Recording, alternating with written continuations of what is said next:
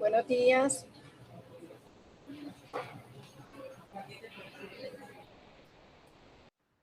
Buenos días.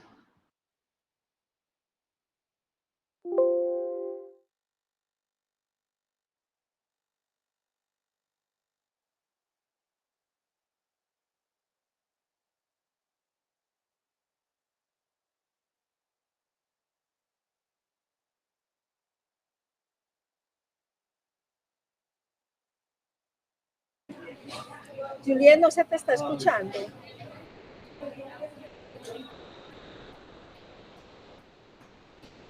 Buenos días para todos. Buenos días, Juliet. ¿Cómo has estado? Les estaba informando que vamos a esperar entonces 5 minuticos para dar por iniciada la reunión. Claro que sí, dale, no hay problema.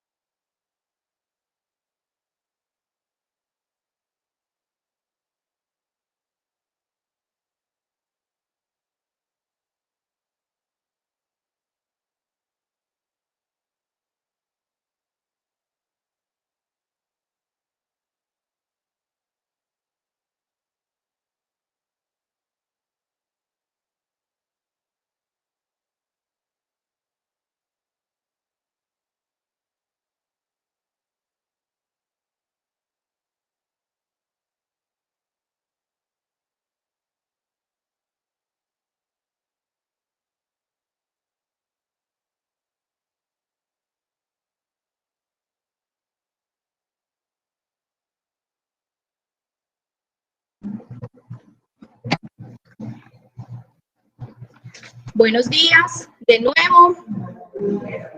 Vamos a dar entonces inicio a la reunión Momentos de Verdad el día de hoy, 27 de abril. Nos acompañan en la Fundación de Trasplantados un grupo de pacientes. Ya les los voy a poner en contacto para el saludo. Said Reyes, lo presento, es un paciente trasplantado de la Fundación que se ofreció a darnos, hacernos el acompañamiento el día de hoy en este espacio para nosotros tan importante que es Momentos de Verdad.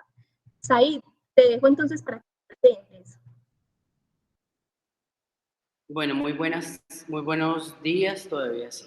Muy buenos días, me presento, mi nombre es Said, no sé si el audio está bien y a veces molesta un poco la cámara. Entonces me presento, mi nombre es Said, yo soy psicólogo, soy especialista en promoción en salud, en desarrollo humano, así como lo comentaba la compañera, pues yo soy paciente trasplantado también hace más de 22 años. Es mi segundo trasplante, este año Dios mediante fue, pero digamos que esos son como otros temas. El objetivo de la reunión de hoy es poder socializar uno de los temas pues muy importantes que tienen que ver con la violencia sexual y específicamente una cosa que se llama el protocolo de atención a víctimas de violencia sexual,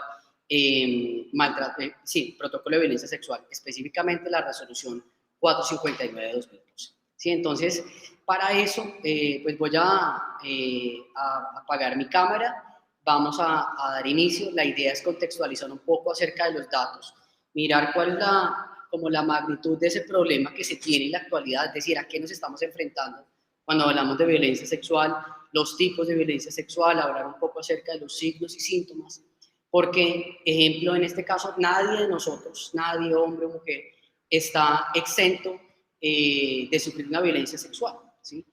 También, por ejemplo, a propósito de los casos que han acontecido en los últimos meses en las diferentes instituciones, tanto educativas como de atención a la primera infancia, se han dado cuenta que hay casos de violencia sexual que han pasado desapercibidos y eso resulta ser un problema no solamente para las instituciones, para las familias directamente y pues para las personas implicadas. Y por eso pues la necesidad de poder socializar este protocolo. ¿Listo? Voy a apagar mi cámara para poder compartir pantalla. ¿Listo? Me dicen si se escucha bien o si tienen alguna observación, ustedes me avisan. Bueno. Entonces, aquí voy a compartir pantalla. Por favor, me dicen si la están viendo.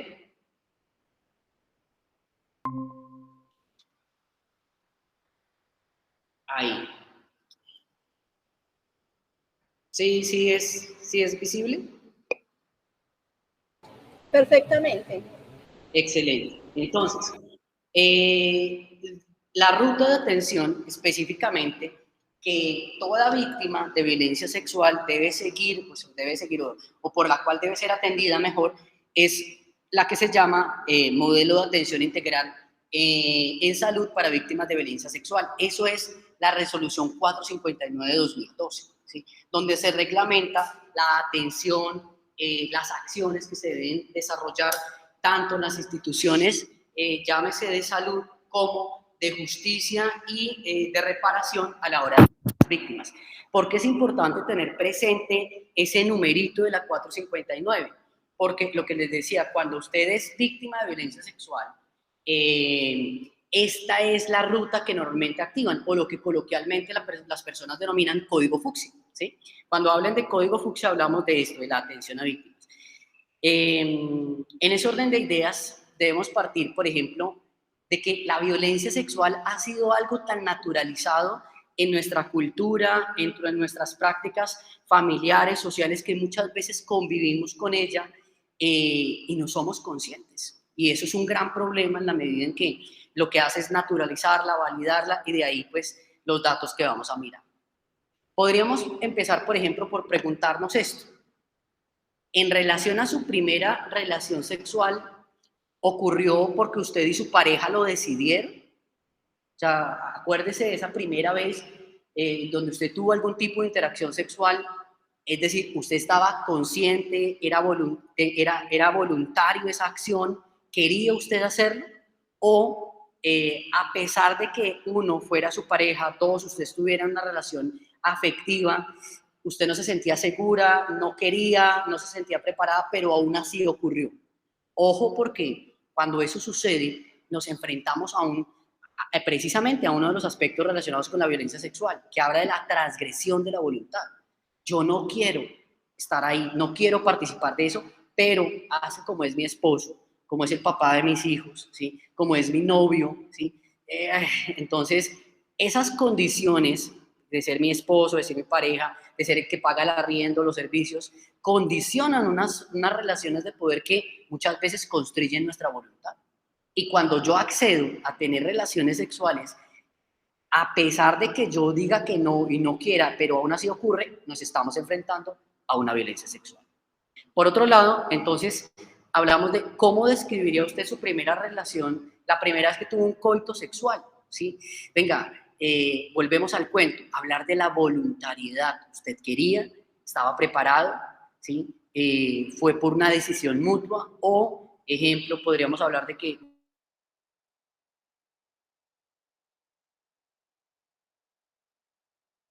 como anteriormente se llamaba, ejemplo, la pruebita de amor. Entonces, si usted me quiere, entonces usted está conmigo, ¿sí? Ah, pero usted como es mi novia, entonces tiene que demostrarme que usted me ama, ¿no? Y esas prácticas, ojo, no se han eliminado del todo en nuestras prácticas culturales, de nuestras formas de establecer relaciones de pareja. Otra pregunta, ¿diría usted que quería tener relaciones sexuales? No quería tenerlas, pero sucedió de todas formas. Ojo, ahí hablamos del constreñimiento de la voluntad, ¿sí? Y entonces eso hace que, ejemplo, puede pasar que a partir de estas preguntas diga, venga, ¿sabe qué? Mi primera relación sexual, pues yo no estaba segura, no quería, pero aún así sucedió. Entonces, ojo, porque puede pasar que usted se haya dado cuenta de que probablemente estuvo en una situación donde su voluntad estuvo constreñida, no quería participar, pero aún así sucedió. Es decir, estamos frente a una posible violencia sexual. Otras preguntas. ¿Se ha sentido alguna vez dañada emocional o psicológicamente por parte de su pareja o alguna persona importante para usted? Ojo, porque la violencia sexual, ¿sí? Así como nos la mencionan en la televisión, en las redes, la violencia sexual no siempre se presenta con esa característica en términos de una violencia, ¿sí? De una violencia en términos de violencia física, ¿sí? Sino que también puede suceder a partir de la seducción. Ejemplo, cuando nosotros encontramos esas relaciones de pareja que son absolutamente dispares, una niña de 14 años, ¿sí? Con un hombre de 25, 30 que perfectamente le dobla la edad, ahí, ejemplo, puede pasar que nos estamos enfrentando, por ejemplo, a una condición donde existen otras formas de acceder, de constreñir la voluntad, ¿sí? Asociado a eso, piénsese o pregúntese, cuando hablamos de un daño emocional, la violencia psicológica está presente todo el tiempo. Si hay violencia sexual, también hay violencia psicológica. Si hay violencia física, también hay violencia psicológica, ¿sí? Y entonces, el problema de este tipo de violencia es que se adhiere a las formas en que nosotros hemos... ¿Se está viendo la pantalla? No se ve, perdónenme, que pronto a veces yo de pronto hablo muy rápido. ¿Sí están viendo mi pantalla? Es que me dicen que no se ve. Hola. Por acá se está viendo perfectamente. ¿Sí? Ah, bueno. Ahí. Sí, voy muy rápido, ustedes me dicen porque a veces no puedo hablar muy rápido, puede que tengan preguntas o dudas. Entonces, ojo que en relación a la violencia sexual, esta es concomitante o viene acompañada con otras formas de violencia, violencia física, violencia psicológica, ¿sí? Y entonces eso hace que sea más compleja abordar la violencia sexual. Y frente a eso, ¿qué debemos tener en cuenta frente a este fenómeno? Uno, que la violencia sexual se registra en todos los países. Es decir, no hay, lo que les decía al principio, nadie está exento de una violencia sexual. Ni yo, ni por ser hombre, ni nada, nadie. Todo el mundo está en una situación de riesgo. ¿Por qué? Porque está puesto naturalizado. una de cada 4 mujeres es víctima de violencia sexual por parte de su pareja. Y entonces, ojo, porque si ustedes, por ejemplo, en el grupo en el que están, mira, cuente 1, 2, 3, 4, cuántas mujeres hay ahí.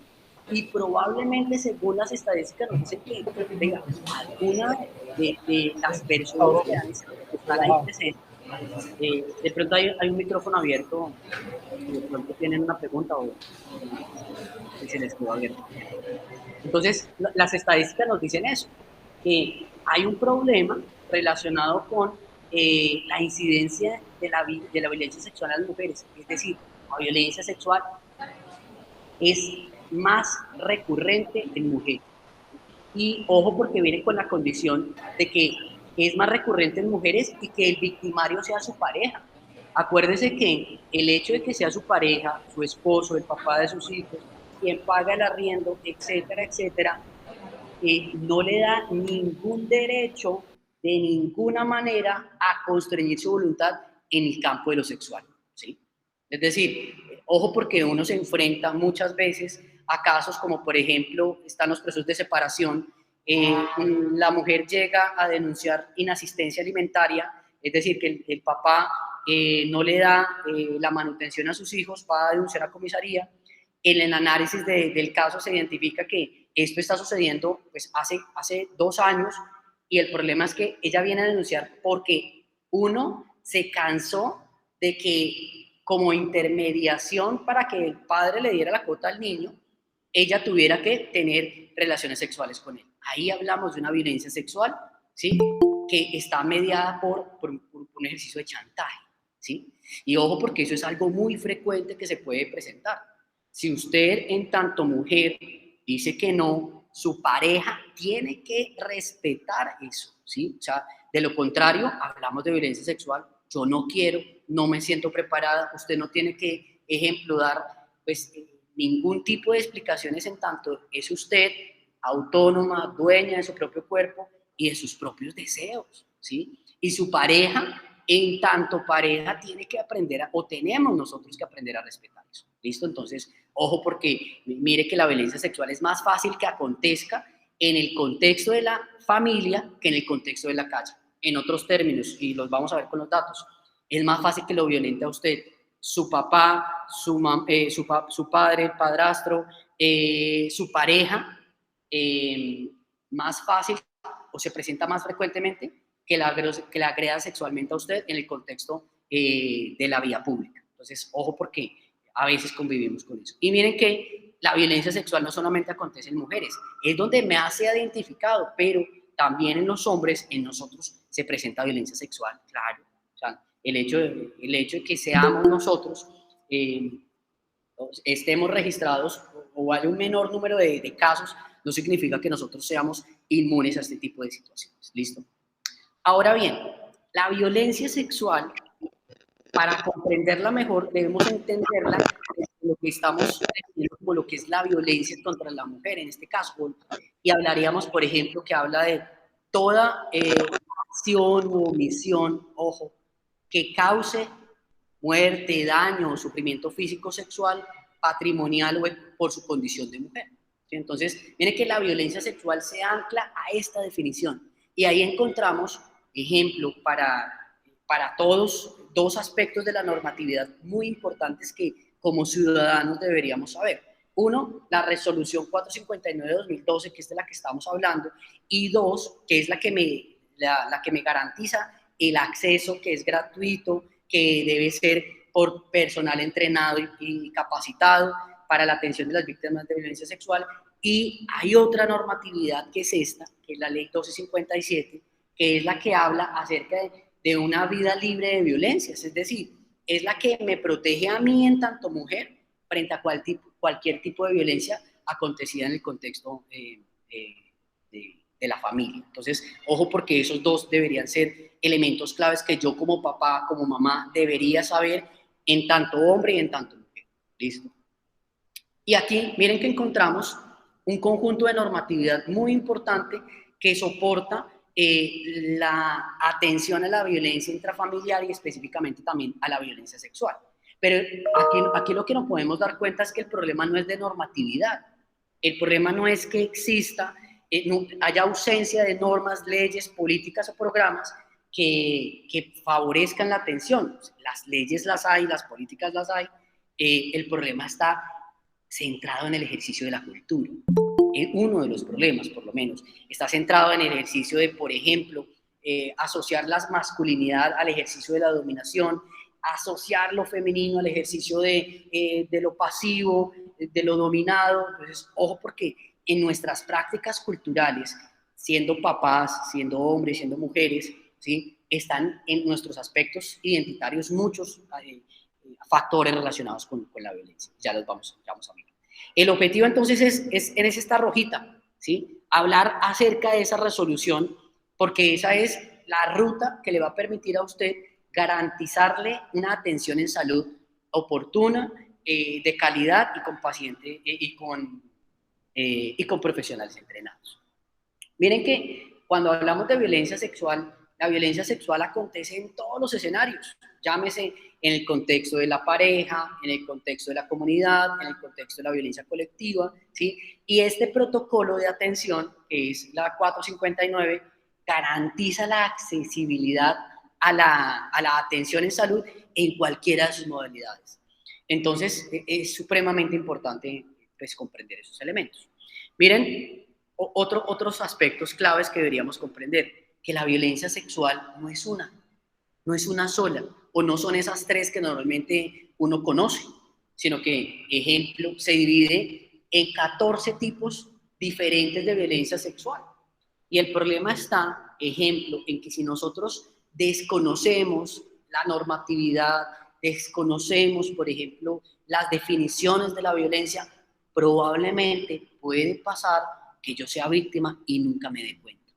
Entonces, de ahí la importancia de estos espacios, de socializarlo, de que este conocimiento no se quede ni en las instituciones académicas ni en las instituciones de atención, sino que sea de conocimientos de dominio público. Miren, por ejemplo, cuando hablamos de violencia sexual, estamos hablando de la violación, abuso sexual, acoso sexual, explotación en niños, niñas y adolescentes, trata de personas con fines de explotación sexual, la mutilación genital que todavía se presenta, actos sexuales violentos, acceso carnal abusivo en menor de 14 años, actos sexuales abusivos que tienen que ver con los tocamientos, ¿sí? Prostitución forzada, esclavitud sexual, trata de personas, esterilización forzada, embarazo forzado y desnudez forzada. ¿Sí? Entonces vea que cuando hablamos de violencia sexual nos enfrentamos a un universo muy grande y precisamente todos esos elementos debemos aprender a conocerlos, a diferenciarlos para poder saber en cuándo yo puedo estar en una situación de riesgo o cuando mi hijo o mi hija puede estar presentando signos o síntomas y yo no me he dado cuenta. Perdón por el ejemplo que voy a colocar, pero ustedes se acuerdan, no hace mucho en las noticias, alrededor de 20 niños que fueron víctimas de violencia sexual en una institución pues, de atención en salud, perdónenme, de atención a la primera infancia. Era un buen comienzo. ¿Ustedes se acuerdan que salieron por las noticias? Venga, y entonces, ojo, porque las rutas de atenciones, por ejemplo, como esta que estamos viendo, puede ser activada en cualquier institución, incluso, o sea, ejemplo, desde una institución en salud, pasando por una institución educativa e incluso por una atención en cualquier otra organización, comisaría, fiscalía, o sea, no importa, la ruta siempre va a ser, por eso se llama una ruta integral, puede iniciar por cualquiera de esos puntos. Es decir, que cuando yo soy víctima de violencia sexual, y si estoy en el contexto del colegio, es el colegio en ese caso quien tiene que activar la ruta. Si estoy en la comisaría, sería la comisaría.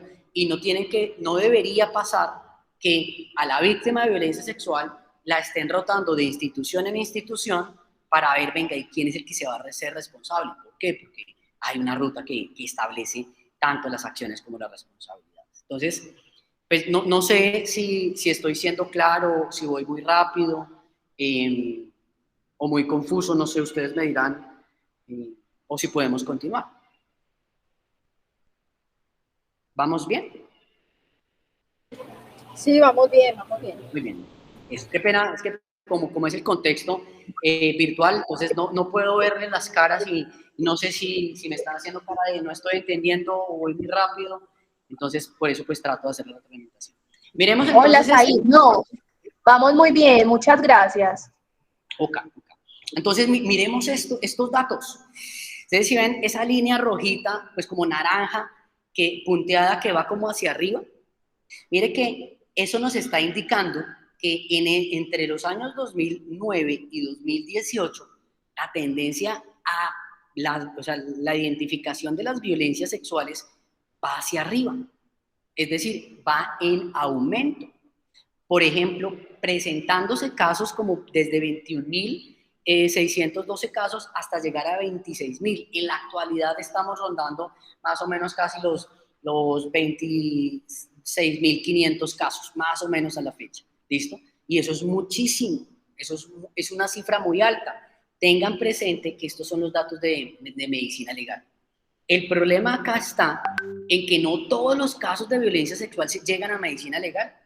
Entonces la cifra debe ser aún mucho más alta. ¿Por qué? Porque estamos hablando de que hay un subregistro, ¿sí? Entonces, ejemplo, volvemos al cuento. Si yo no conozco los tipos de violencia, ¿cómo sé cuándo soy víctima? Y si no sé cuándo soy víctima, pues claramente no voy a denunciar, ¿cierto? O si yo no conozco la ruta, tampoco voy a denunciar. Entonces, miren que es muy alarmante este tipo de situaciones. Ahora bien, cuando por ejemplo vemos en relación al año 2019 y vemos los rangos de edad donde más se presentan violencias sexuales, por ejemplo, está en el rango entre 10 y 14 años y específicamente en la mujer. Y entonces, ejemplo, yo soy papá, muchos de ustedes pueden ser padres o madres y tener hijos en estos rangos de edad, ¿sí? Y entonces, ojo, porque ahí hay que hacer un ejercicio de mayor vigilancia, y vigilancia en términos de conocer los factores de riesgo a los que están expuestos nuestros niños, porque los factores de riesgo están presentes en la escuela, están presentes en la comunidad, en la calle, en la casa, ¿sí? Y esto nos debe generar una alarma muy importante. Es decir, lamentablemente, en el contexto colombiano, ser mujer y ser joven es un factor de riesgo altísimo, ¿sí? Porque la hace muy proclive a ser víctima de cualquiera de las formas de violencia de género. Miren, a diferencia de los hombres, la raya azul. Entonces, miren que en los hombres no se presenta el mismo número de reportes, pero lo que sí podemos identificar es que, por ejemplo, también son afectados, por ejemplo, tanto hombres como mujeres, en mayor medida cuando son menores de 18 años. Y ahí uno podría empezar a divagar y pensar un poco acerca de, ¿será que a nosotros los hombres no nos abusan? ¿No nos violentan sexualmente de ninguna manera de esas 14 formas que hemos identificado? Claro. El problema está en que, por ejemplo, como nosotros nos enseñan de pequeños que los hombres son fuertes, de que los hombres no lloran, de que la masculinidad está asociada a la dominación, ¿sí? Y que por ende entonces yo en tanto hombre, en tanto macho, soy la representación del poder de un sistema machista, pues yo cómo me voy a mostrar yo como una persona vulnerable. Venga, ¿cómo le cuento yo al policía que es otro hombre en el CAI, venga, que mi esposa me violenta sexualmente? Entonces, eso entre comillas, pues no está bien visto, ¿cierto? Porque a nosotros nos asocian más como con el victimario que con la víctima. En cambio que cuando hacemos el ejercicio al revés, entonces es más, entre comillas, natural y muy entre comillas, es más habitual, se presenta más frecuentemente que las víctimas sean mujeres. Ah, no, sí. Entonces, y ojo porque eso, digamos que Doctor, perdón que lo interrumpa. Yo me descuidé un momento acá porque me estaban preguntando algo de la Secretaría de Salud. Ay, qué pena, mi nombre es Marta Cecilia Espina de la Personería Medellín, pero me parece tan importante el tema que está abordando en este momento de ese abuso cuando el abusado es precisamente el hombre y no la mujer. Y me perdí esa explicación. Sería tan amable, por favor, de repetirla. Y me disculpa. Tranquila, no, al contrario, la idea es que esto pueda ser, que no se convierta en un monólogo pues aburrido, sino más bien al contrario, que sea más bien conversado. Esa sería Claro. como la idea. Entonces, lo que estábamos hablando aquí acerca de esos datos es que hay un nivel muy alto de subregistro, por ejemplo, en violencias sexuales acontecidas en hombres, uno, por primero el contexto en el que nosotros estamos viviendo, que es un contexto absolutamente machista, ¿sí? Si bien ha cambiado, se han modificado ciertos aspectos, pero sigue siendo profundamente machista, donde se asocia la masculinidad a un ejercicio de poder, a un ejercicio de dominación, ¿sí? Y es más fácilmente entendible para nosotros los hombres visibilizarnos como un victimario que como una víctima. O sea, esa es como la representación que se tiene, ¿no? Hombre, entonces es más fácil asociarlo con un victimario que con una víctima. En cambio que cuando hacemos la relación al revés y pensamos en el contexto de lo femenino, de la mujer, se habla, entonces lo femenino está asociado a la debilidad, a la ternura, si me hago entender, a aspectos que tienen que ver con relaciones de poder en una lógica de subyugación, es decir, de haber sido dominado por otro, ¿sí? En donde es más fácil entenderla como víctima. Y el problema entonces, eso implica que nosotros los hombres no denunciamos, nosotros no reportamos, ¿sí? Y entonces eso hace que sea más grave. Aquí lo que encontramos es el reporte, muy seguramente, de esos niños, mira, entre 0 y 9 años, que son llevados que son víctimas de violencia sexual, pero que son llevados por otros, ¿sí? Porque es el otro, acuérdense que es un menor de edad, el otro quien se encarga de hacer ese proceso de denuncia. Eso era como lo que estábamos hablando de esto. Por otro lado, si ustedes ven la línea hacia el fondo, encuentran que la violencia sexual en las mujeres inicia desde los 0 años, con el pico más alto entre los 10 y los 14, baja hasta los 18 y 19 años, pero se extiende hasta los 80 y más. Es decir, que durante toda la etapa de la vida, todo el curso vital de las mujeres, la violencia sexual está presente. De la misma manera que en los hombres, aunque no en la misma proporción. En los hombres también se presentan violencias sexuales, pero no tienen la misma proporción, no tienen la misma denuncia, y hablamos precisamente de esos elementos. Miremoslo aquí, como de manera un poco más clara. Miren que en un año, estamos hablando del año 2019, en un año se presentaron 26.152 casos de violencia sexual reportados en medicina legal, de los cuales 22.523 fueron exclusivamente mujeres y 3.635 corresponden a hombres. Entonces, ojo, porque si se dan cuenta, la relación casi que es una relación 80-20. Por eso hablan de que es una relación 4-1. Por cada 4 mujeres víctimas de violencia sexual se identifica un hombre. Y lo interesante que podemos identificar acá es que la violencia sexual no afecta a los hombres y a las mujeres de la misma manera ni en los mismos rangos de edad. Miren, por ejemplo, que la mayor proporción en el caso de las mujeres se concentra en los rangos de 12 a 17 años, ¿sí? Y en el caso de los hombres se concentra entre los 6 y los 11 años. Entonces uno tendría que preguntarse, venga, ¿qué es lo que está sucediendo en el contexto de nuestra cultura en las mujeres entre los 12 y los 17 años? Venga, ¿qué pasa en ese tránsito entre la infancia y la adolescencia? Venga, ¿cómo hacemos ese tránsito? Sí, está muy bien y es muy admirable que que nosotros hagamos pues el ejercicio, por ejemplo, de celebrar los 15, que es una práctica muy cultural arraigada en nosotros, donde se hace de manera simbólica ese tránsito entre niña, mujer, pero la cosa es, venga, ¿cuáles son esas representaciones de mujer que estamos poniendo en nuestras niñas? ¿Sí? ¿Y cuáles son esas representaciones que es de lo masculino que ponemos en nuestros niños? Porque esos son aspectos que condicionan las formas de violencia. Se los explico con un ejemplo más claro. Si yo les invito si yo los invito a un baby shower,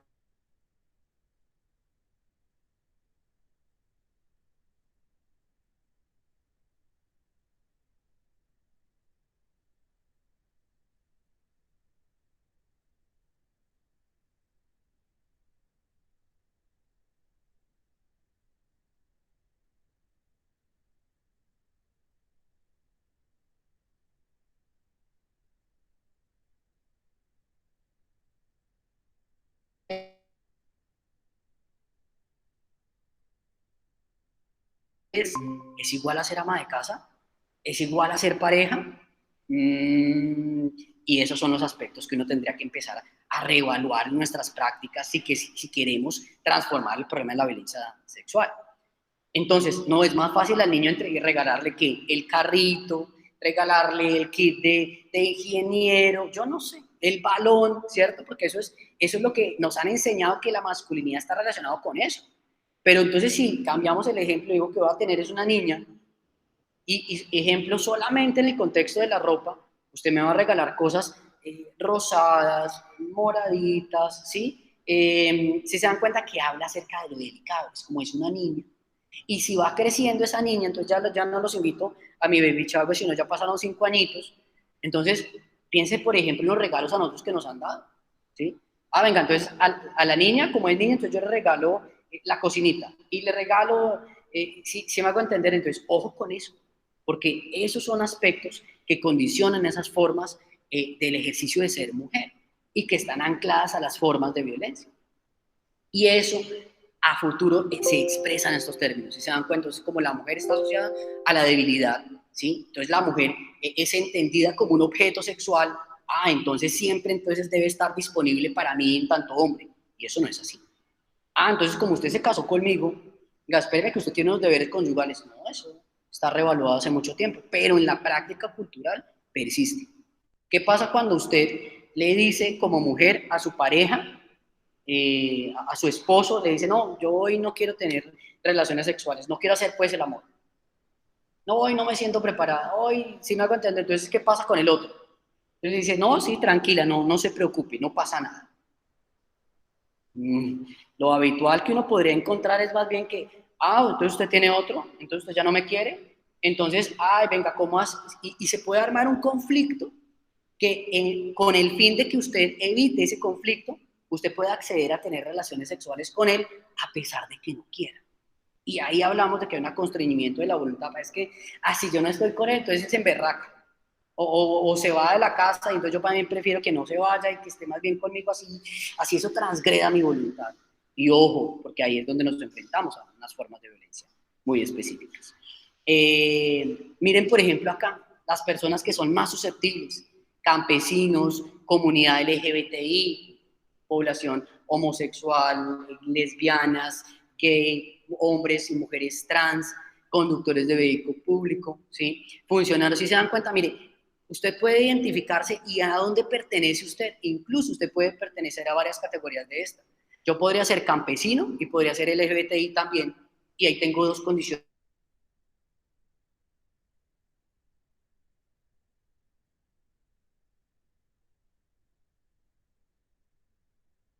Cuenta, yo puedo ser mujer cabeza de hogar, ser defensora de los derechos humanos y hacer parte de la comunidad LGBTI. Entonces, tengo 3 factores de riesgo. Entonces, ojo, porque la violencia sexual está en todas partes y nos afecta a todos nosotros. Y por eso es importante conocer, por ejemplo, esos otros aspectos que nos hacen, por lo menos, ser un poco más sensibles a esta situación.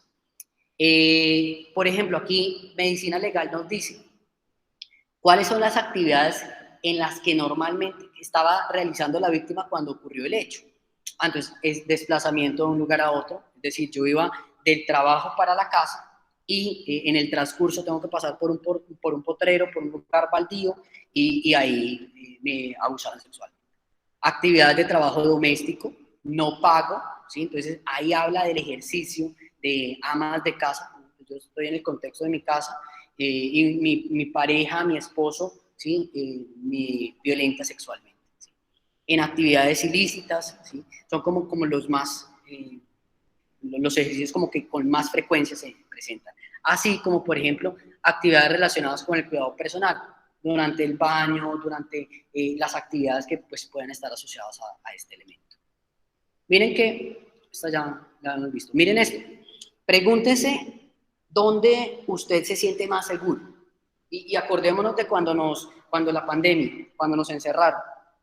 ¿Para dónde nos encerraron? En la casa, ¿cierto? Porque si usted le dice cuál es el lugar más seguro entre su casa, la calle y el trabajo, pues usted muy probablemente difícilmente va a decir la calle. No, yo me siento más seguro en la calle. O no, yo me siento más seguro en el trabajo. Normalmente usted o nosotros decimos, no, yo me siento seguro en mi casa, ¿cierto? Claro, pero mire que los datos nos indican que los agresores con mayor prevalencia, con mayor frecuencia, están en el hogar. Son nuestros familiares, padre, madre, porque también hay violencias sexuales de madres, padrastro, mire que va, familiar, conocido, amigo, pareja, expareja o agresor desconocido. Mire que el agresor desconocido es el último que aparece ahí en ese primer recuadro. Ojo, porque esto nos indicaría algo preocupante.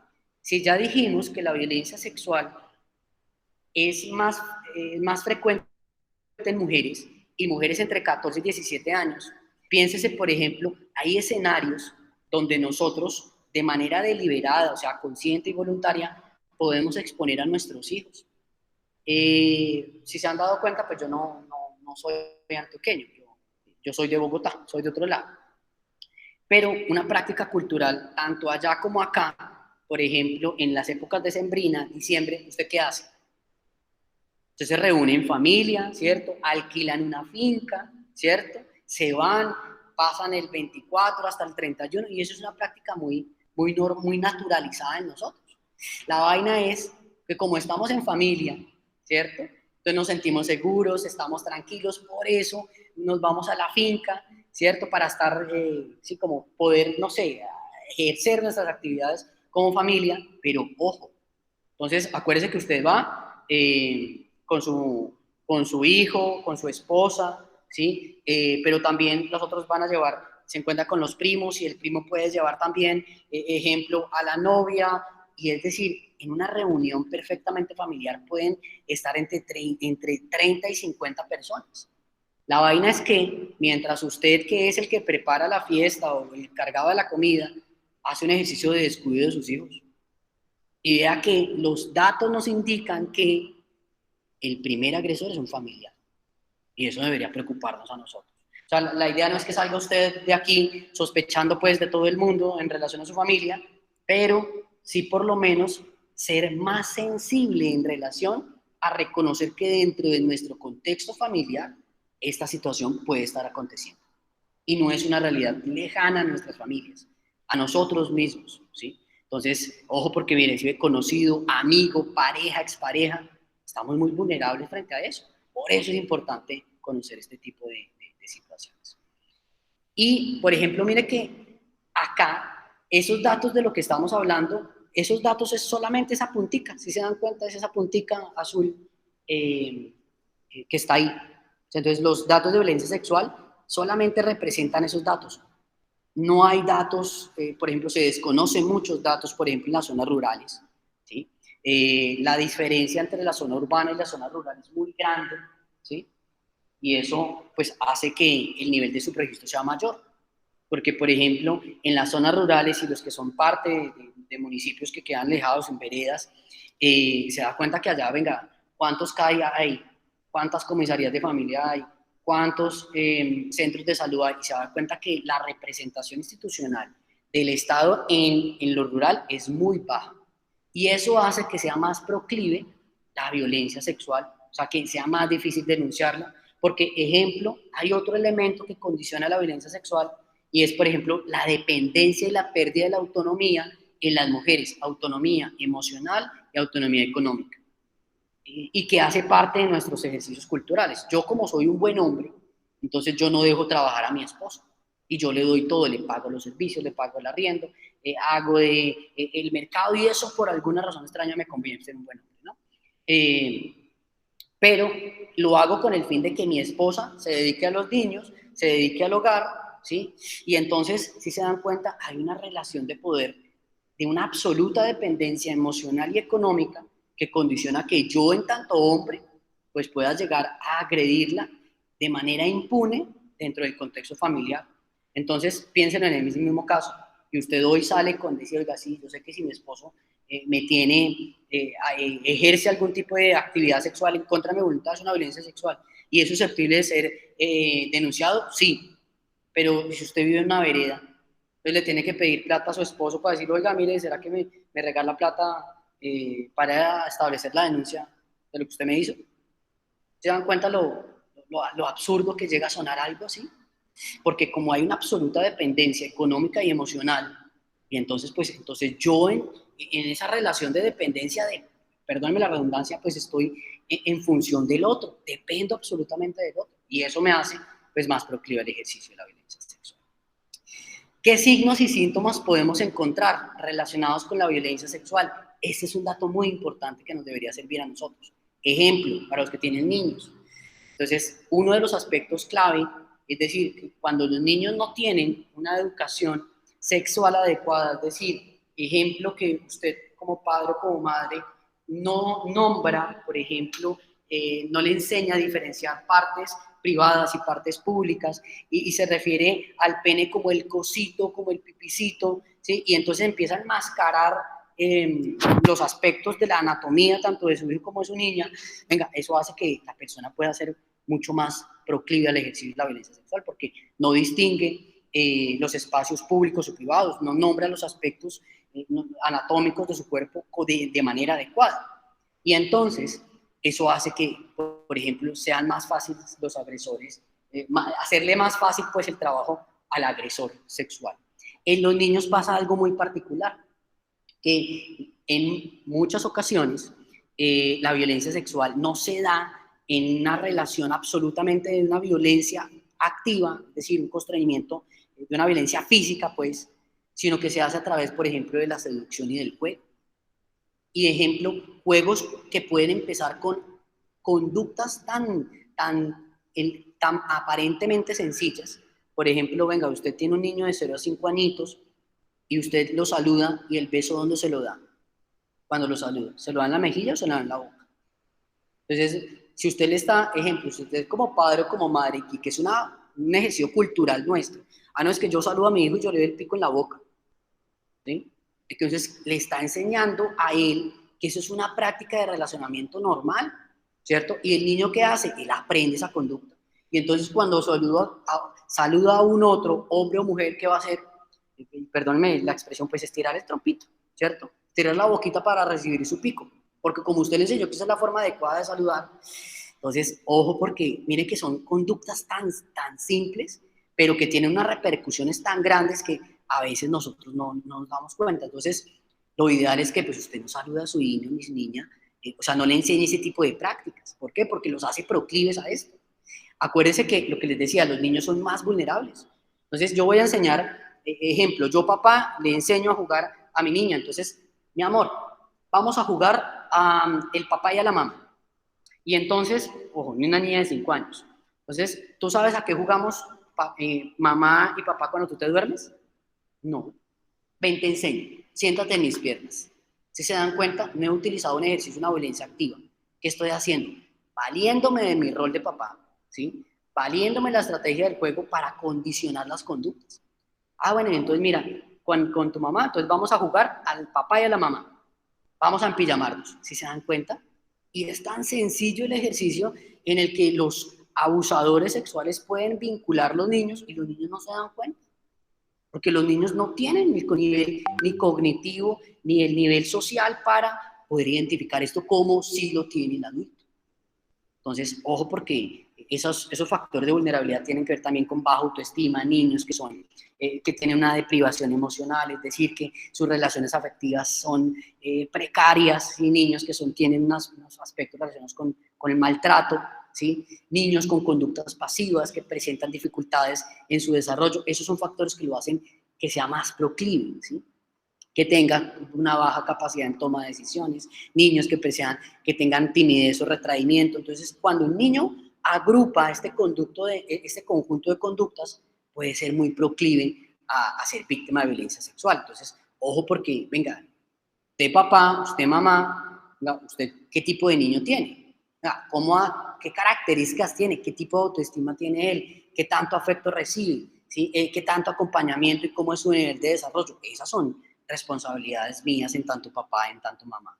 Conocer a mi hijo y saber cuáles de esas conductas pueden ponerlo en riesgo para poder identificar esto. Que estos sí son los signos específicos. Conductas sexuales que no son habituales para su edad. Es un niño de 0 a 5 años, donde él ya tiene conocimiento de palabras, de conductas sexualizadas que son propias de un adulto, que tiene un lenguaje. Por ejemplo, los niños, uno los identifica precisamente, uno a través del juego y dos a través del lenguaje, donde su lenguaje es absolutamente hipersexualizado, ¿sí? Entonces, él ya, ejemplo, perdóneme la expresión, pero él entiende ese argot popular que significa que, ejemplo, que dicen rico para rico, él entiende eso, es un niño de 5 años. Venga, ojo, un niño que ya tiene en sus conductas, en su verbalización, ¿sí? Habla acerca de penetración, habla de conducta, o tiene un lenguaje que es propio de un adulto. Pues, ojo, ahí pasa algo. Ahí toca estar pendiente de ese niño, visibilizar qué es lo que está sucediendo. Conductas, otras formas de violencia, lo que les decía, la violencia sexual no se presenta sola, viene acompañada de violencia psicológica, viene acompañada de violencia física, o sea, de otras formas de violencia que hace que nuestros niños no lo expresan. La vaina es, si yo no conozco estos signos y síntomas, mi niño puede estar gritando que es víctima de violencia sexual y yo nunca lo sé. Y entonces eso hace que el niño entre en un ciclo de maltrato, no solo por violencia sexual, sino por negligencia por parte mía. Porque sabiendo yo qué debería hacer, no lo hago. Ejemplo que debería hacer es brindar protección y seguridad al niño, como dos funciones elementales de nosotros los padres. Ejemplo, signos poco claros clínicamente referidos a lo genital. Una niña con flujo vaginal, eso no es normal. Una niña que tiene enfermedades de transmisión sexual, eso no hace parte de su desarrollo, ¿sí? Entonces, moretones, rasgados, sangrado, ojo, porque esos son signos que nos deben alarmar y poder activar la ruta. O sea, si mi niña, no, lo que pasa es que la niñita tiene un flujito, ¿sí? Dice una niña de 4 años, no, esperen. Eso puede responder a dos elementos. O uno, puede estar siendo víctima de violencia sexual por parte de algún, ojo, porque si estamos hablando de una niña, esto tendremos que mirar, mira, fue en el jardín, en el colegio, ha sido en la casa, ¿dónde? ¿Sí? Y dos, o puede estar relacionado por problemas relacionados con ausencia de rutinas de higiene. Entonces, y ojo, porque son dos elementos claves. ¿Quién tiene que determinar eso? El médico.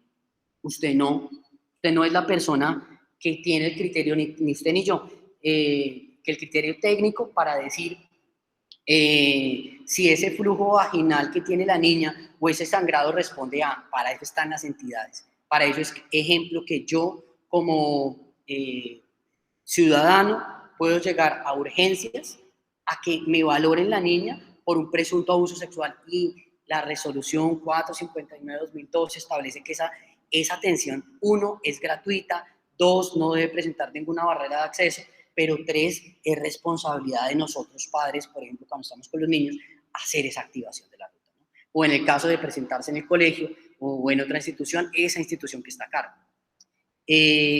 Por ejemplo, otro elemento clave aquí, quienes han sido expuestos a contacto con agresores reconocidos y no judicializados. Acuérdense que está muy de moda el tener casa por cárcel, ¿no?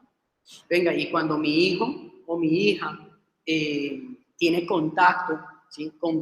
Y aquí lo menciona, con personas que han tenido algún tipo de prontuario delictivo relacionado con la violencia sexual, ojo, porque ahí hay un factor de riesgo presente, ¿sí? Y que en cualquier momento puede detonar y ejercerse, presentarse con una violencia sexual. Hermano que ha sido violentado sexualmente, entonces, ojo, porque digamos que tengo 2 niños, yo no fui víctima de violencia sexual, en otro no, pero mi niño pues nunca fue atendido, nunca le dieron proceso terapéutico, no fue, yo solamente me di cuenta, me trasladé de casa, me cambié de barrio, pero el niño siguió con el problema, ¿no? O sea, fue víctima y nunca fue intervenido. Venga, y hay conductas que ellos, en tanto víctimas, pueden replicar con sus 3 hermanitos, ¿sí? Y entonces ahí tendríamos ya 2 víctimas de violencia sexual.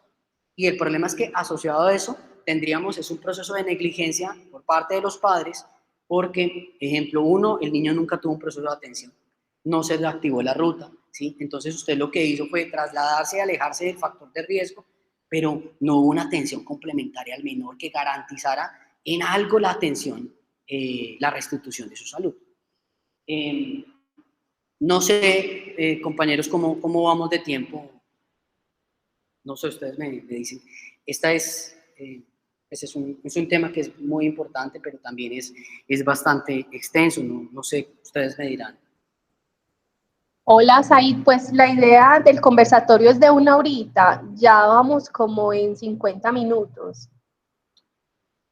No sé si, por ejemplo, como propuesta, podemos utilizar este momento que nos queda para establecer preguntas, porque estamos haciendo pues todo el contexto, y posteriormente programar, si ustedes tienen a bien, otro momento en que podamos darle continuidad, si les parece, o no sé, pues con el fin de que el tema no quede pues cortado, no sé si están de acuerdo, o si solamente cerramos con las preguntas. Claro que sí,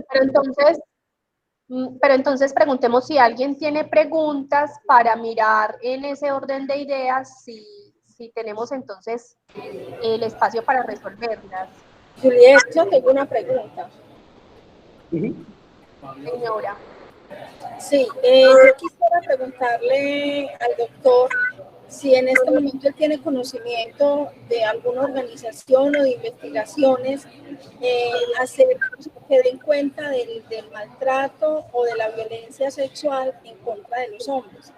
Por algo que él mencionaba ahora, y es que es verdad que culturalmente al hombre se le ha vetado más en cuanto al sentir, al expresar, al manifestar de pronto ese maltrato al interior de su casa. Y está como más permitido en el tema de la mujer. Entonces quisiera saber si él conoce de algunas investigaciones serias en la ciudad de Medellín con relación a ella. Pues uno, lo que nosotros podemos dar cuenta a la fecha, están los observatorios de violencia de género, donde en esos observatorios se registra, pero ya no es propiamente una investigación, sino es el análisis propiamente de los datos, el observatorio de violencia de género que se tiene en el Instituto Nacional, en Medicina Legal. Ese observatorio registra las violencias sexuales tanto en hombres como en mujeres, pero como les digo, nos muestra son los datos, ¿sí? En el contexto, ustedes se dieron cuenta, pues la presentación hace parte de Uniminuto. Yo trabajo en la actualidad para Uniminuto. Entonces, por ejemplo, sé, por ejemplo, que pues hay diversas investigaciones, pero una entidad exclusiva, hablaríamos, pues en la actualidad no hay una que nos permita condensar esos datos diferentes al que les voy a mostrar. Por ejemplo, permítanme, lo que pasa es que como esto es con internet, a veces puede demorarse un poco el carga de la información. Pero tenemos, por ejemplo, para el conteo de cifras, esto, que es el observatorio de violencia que tiene de hecho, el Ministerio de Salud y Protección Social, que es el CISPRO, que es un banco de datos. Y aquí nos da, por ejemplo, los datos recopilados por Civigila, que es el Sistema Nacional de Vigilancia de la Salud Pública, donde se registran también las violencias. Lo que pasa es que es un poco lento, ¿sí? Si quieren, yo les puedo compartir a través del chat el link para que puedan explorarlo. Sería como una aproximación. Yo se lo agradezco mucho, doctor, porque justamente he recibido solicitudes acá en la Personería de Medellín de hombres que quieren expresarse o que quieren hacer su denuncia con relación a un maltrato.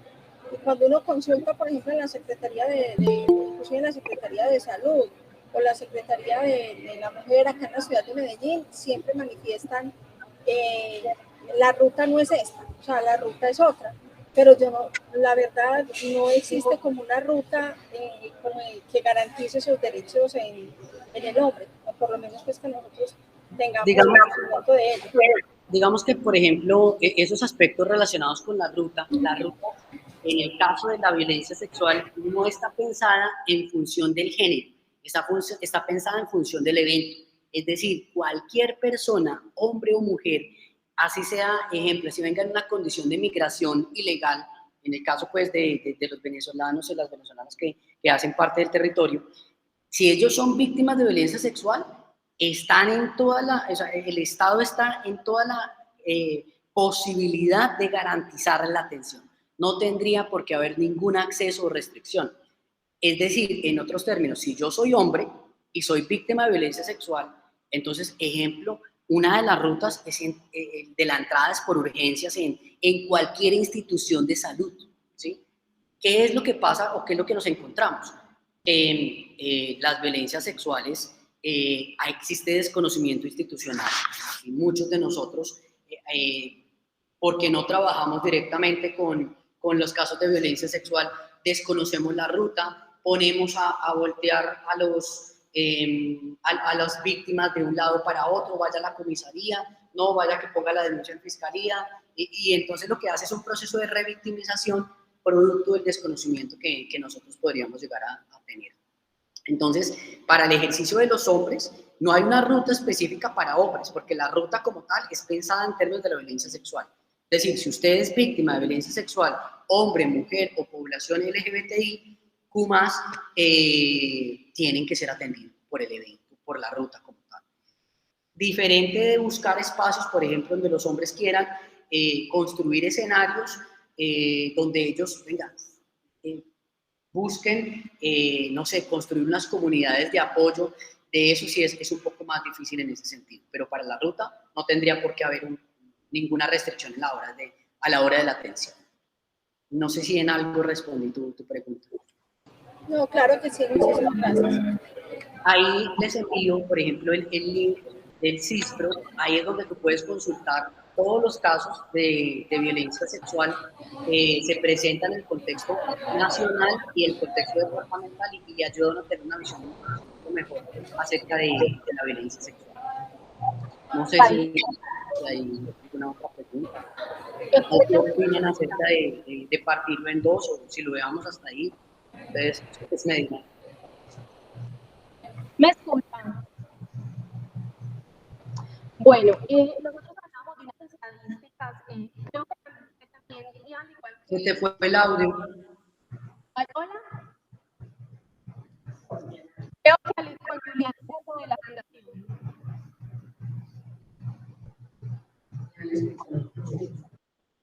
Julián, no se te escucha muy bien, parece que se te fue el audio. Bueno, ahora sí, de pronto. Como cuando te acercas es más sencillo. Listo, entonces me voy a hacer más. Creo que al igual que a la doctora más me quedó haciendo ruido el tema de los hombres. Las estadísticas, ¿no? No, lo siento. No sé si de pronto con otro micrófono. No se escucha. Ahora sí, Es que parece que es como cuando te acercas al micrófono. Ahora sí. Ahora sí. Escucha. ¿Escuchas? Bueno, las estadísticas, se decía que ahorita hablaba de 3.600 algo casos de abusos a los hombres. Se te va, lo siento. No, es que no sé. Yo miro por aquí. Nada, ¿no? Ahí algo sucede. Bueno, las estadísticas con respecto al abuso masculino hablan de 3.635 hombres. Para el año 2019. Bueno, nosotros tenemos un comparativo, digamos, de años anteriores, porque pues si bien 3.635 a comparación de 22.523 casos de mujeres es muy poco, pero creo que ha habido una mejoría en cuanto a la denuncia, porque pues me imagino que anteriormente el hombre no denunciaba, entonces pues creo que ha habido un avance, pero como no tenemos las estadísticas, entonces estoy hablando desde la subjetividad. Sí, o sea, digamos que, pero la relación siempre se ha mantenido casi que en unas proporciones de 80-20, donde el 80% de los datos corresponden a mujeres y el 20% a hombres. Y ojo, porque ese 20% se distribuye específicamente en los rangos de menores de 18 años. Es decir, nosotros los hombres mayores de 18 años difícilmente denunciamos. ¿Por qué? Porque lo que te decía, los aspectos relacionados con la cultura, con las representaciones acerca de lo masculino, muchas veces se anteponen pues al ejercicio de la denuncia. Entonces, pero realmente sí hemos mejorado, pero la sensibilidad frente a este tipo de casos es bastante difícil, sobre todo en el contexto de lo masculino. Ejemplo, si usted llega, piénsalo de esta manera. Yo, hombre, le digo, no, es que pasa es que yo no quiero tener relaciones sexuales con mi esposa. Y entonces ella me obliga. Y yo voy y le cuento ese cuento al policía, que es otro hombre. Entonces, ¿el qué me va a decir? Ay, no, pues es que usted, dichoso usted que su mujer quiere hacer eso.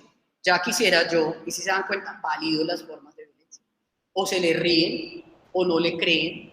¿Por qué? Porque nos enfrentamos, es otro hombre, ¿sí? En la misma lógica masculina, donde nosotros, como somos los fuertes, donde somos los machos, entonces a nosotros nos pasa. Entonces, o no solamente ese tipo de violencia, doctor, otro tipo de violencia diferente al sexual, ¿cierto? Que siempre es un hombre que es maltratado, un hombre que es agredido, un hombre a quien siempre se le puede estar exigiendo más de lo que él puede dar, inclusive a veces en temas económicos. Ese tipo de cosas de pronto culturalmente en nuestro medio, el hombre no lo expresa fácilmente, el hombre no lo, porque siempre se le ha enseñado a que el hombre no llora, que el hombre es fuerte, a que el hombre no se queja, y que si él en otro espacio va a socializar eso, prácticamente se va a ver ridiculizado, porque cómo es que su esposa lo va a agredir por decir algo con una olla, le va a tirar con una tapa, o le va a hacer, pues eso no lo cuenta, porque se va a sentir mal. Y digamos que eso que tú mencionas se explica mucho cuando vemos los datos, por ejemplo, de violencia, de violencia autoinfligida, de suicidio. Y ahí encontramos que la relación es al revés, donde los hombres cometen más suicidio que las mujeres. ¿Sí? Precisamente por esas representaciones que nosotros tenemos. Los hombres no lloran, los hombres son los fuertes. Es decir, si yo como hombre tengo un problema con mi pareja, ¿dónde lo resuelvo? Lo resuelvo tomando, ¿cierto? Es como el licor ahoga apenas, ¿cierto? Claro, pero si yo soy mujer, yo tengo una red de apoyo distinta. Yo le cuento a la vecina, le cuento hasta a la persona que, hasta a mi propia enemiga le cuento, y saco eso de mí, ¿no? Pero nosotros los hombres no. Lo puede expresar fácilmente una mujer, mientras que el hombre lo único que hace es reprimirse. Y se lo digo, doctor, porque yo desde mi tema trabajo en estaciones de policía, liderando un proceso de brigadas de salud en todas las estaciones de policía en la ciudad de Medellín, y a diario se escuchan estos casos de violencia intrafamiliar y cómo son detenidos estos hombres, y donde como a veces la mente de la mujer lleva a que un hombre de pronto vaya y cometa un delito porque el hombre necesita plata para ir a cubrir una necesidad física que tiene la mujer, o que lo obligan a determinadas cosas a que él no quiere hacer por satisfacer una necesidad de la mujer. O sea, es una cosa que me ha llevado a mí de verdad a cuestionarme mucho eso, de cómo cada vez más está el incremento de esa violencia contra los hombres, pero que los hombres no tienen como esos espacios, esos escenarios donde ellos puedan socializar esas dificultades sin tener que llegar de pronto a guardar sus penas a través del licor o a través de las drogas, o inclusive a través del suicidio, o a verse en un momento tan cercano en que tienen que ir a violentar a la mujer. Y entonces ya ahí sí él es el malo, él es el perverso porque cometió un delito. Y siempre hay esas políticas siempre dirigidas a la defensa de la mujer, pero no de pronto a la escucha y al acompañamiento del hombre cuando es el que se ve en esa situación. Listo, Marta, muchas gracias. No sé, entonces ahí sí ya conversamos luego pues para programar entonces la segunda parte, que sería entonces la activación de la ruta. Pues sí, pues digamos que, pues como lo había pensado, no sé que se va un poco más de tiempo, qué pena con ustedes, pero es muy importante tener, por ejemplo, los datos, saber venga, la violencia cómo la está afectando, y saber también, por ejemplo, venga, los signos y síntomas, porque digamos que si yo desconozco eso, no sé en qué momento activarlo, ¿sí? Porque la ruta al último son 15 pasos, pero venga, yo cuando los activo, ¿cómo no sé que es una situación de riesgo? Entonces, pues, sí, si les parece, sería, ustedes me dirán, y con gusto, Claro pues, que sí. Claro que sí, yo después les estoy compartiendo entonces a todos la fecha para dar continuidad y terminar el tema con lo de la activación de la ruta. Listo, Said, muchísimas gracias. No, al contrario, muchísimas gracias a ustedes y por ejemplo, para los aspectos relacionados con violencias sexuales, violencias de género, nosotros tenemos un muy buen espacio y absolutamente toda la disposición para trabajar con ustedes. Muchísimas gracias. Muchísimas gracias por socializar ese tema tan importante y de tanta trascendencia en este momento para la ciudad de Medellín. De verdad que sí, muchísimas gracias. Bueno, claro que sí. Muy buenas tardes para todos. Hasta luego. Hasta luego. Mil gracias.